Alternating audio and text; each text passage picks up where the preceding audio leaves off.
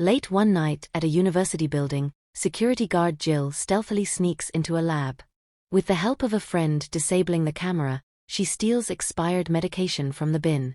The next day, she sells it to Greg, who shortchanges her on their deal.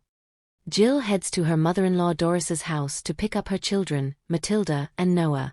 Doris reminds her to bring them back early, revealing that Jill doesn't have full custody. During the drive, Jill tries to bond with her kids. Matilda is cheerful, but Noah is withdrawn, especially after the car radio stops working.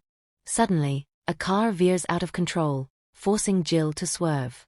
Another vehicle crashes into them, sending their car rolling into a lake. Water quickly floods the vehicle. Jill helps her children remove their seatbelts so they can escape through the window. As she tries to swim out, the current pulls her down. She eventually resurfaces, alone. Matilda is on the shore being revived by police officers. They inform Jill the entire city is experiencing a blackout and urge her to go to the hospital for a gash on her forehead. At the hospital, it's clear something unusual is happening. The ER is overwhelmed, and rumors spread that this may be a terrorist attack. Some suspect it's more than just a blackout. Cars stopped working, and coma patients are waking up. Jill's wound isn't serious, so she treats it herself. In one room, a woman cries out about a miracle. All coma patients have regained consciousness.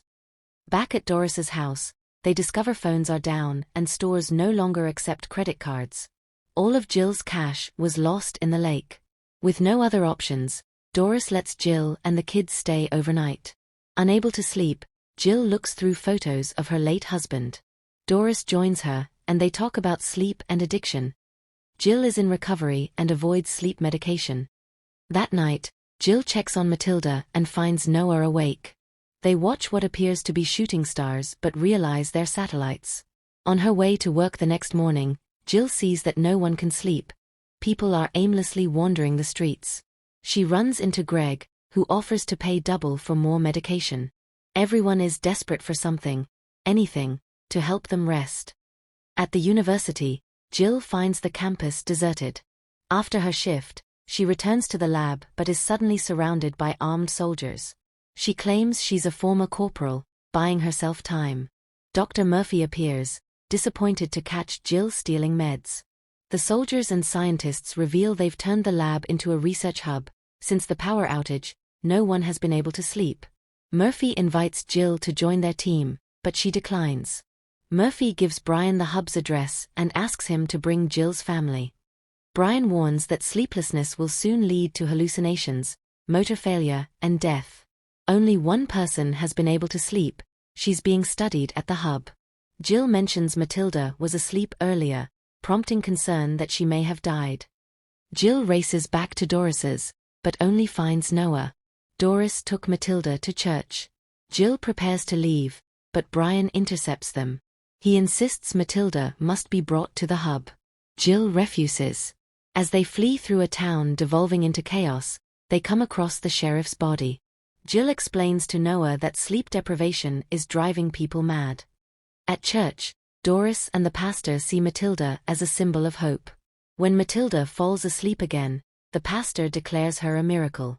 But when she wakes up, the congregation becomes desperate. Some even suggest sacrificing her to save the rest. Jill and Noah arrive to retrieve her. A legal dispute erupts over custody. Tensions escalate.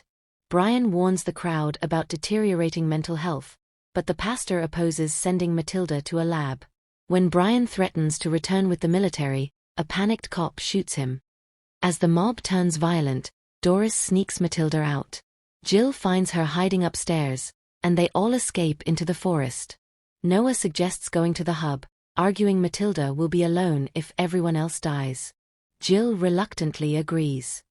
They find Greg dying in his garage, killed by robbers. Jill hides as the robbers leave, then grabs a car and drives away with her children. On the road, they discover the dead robbers, now confirmed to have killed the sheriff. Jill arms herself with the stolen badge and gun. At a rest stop, Jill reveals Murphy's past, a military psychiatrist who tortured prisoners with sleep deprivation. Despite Noah's protests, Jill remains wary of the hub. The next day, they encounter bizarre, nearly naked insomniacs and pass through a desolate town. At the library, Jill teaches Matilda how to shoot, but Matilda refuses. Suddenly, escaped inmates swarm the area. One steals their car, with Matilda still inside. Jill and Noah are nearly captured, but Dodge, a stranger, returns with the car. He saves them and agrees to help them reach the hub. Jill begins teaching Matilda survival skills, including how to siphon gas. As they travel, they're attacked by a savage group draining blood from captives.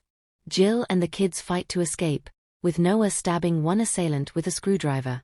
Eventually, they arrive at the hub's outskirts. Jill sneaks inside disguised as a lab worker. She finds the sleeping woman covered in scars from repeated testing. The woman admits she was supposed to die months ago and doesn't know why she can sleep. Murphy appears, seemingly welcoming Jill, but hinting at despair. She admits they still have no cure. The soldiers are using injections to remain lucid, though they cause brain damage. Later, Murphy and Katz begin testing Matilda. She falls asleep instantly under anesthesia, unlike the monkey they experimented on. Murphy locks Jill up, claiming Matilda's ability to sleep is humanity's last hope. Jill starts hallucinating. Noah appears in her mind, accusing her of being an unfit mother. Chaos erupts at the hub. Soldiers begin hallucinating and shooting indiscriminately. Dodge rescues Noah. Jill escapes and finds Murphy, who threatens her. But Katz kills Murphy by injecting air into her bloodstream. Jill rescues Matilda, and they find Noah electrocuting himself during a hallucination. Jill and Matilda use a defibrillator to revive him, but the shock knocks them out as well. In the morning, Matilda wakes first. She shakes Noah until he opens his eyes. He's alive and, miraculously, has slept. They prepare to leave. Matilda realizes something. Both she and Noah died and came back. Perhaps a reset is the cure. Jill, now barely functioning, is taken back to the lake by her kids.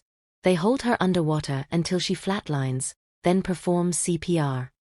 She wakes up.